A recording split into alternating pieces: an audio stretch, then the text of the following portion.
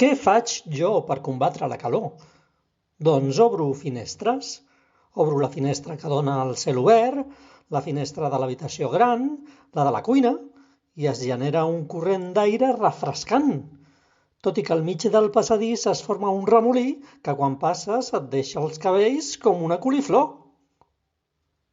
També és veritat que em poso glaçons a dins dels calçotets i em ruixo amb un ruixador d'aigua fresca de l'aixeta.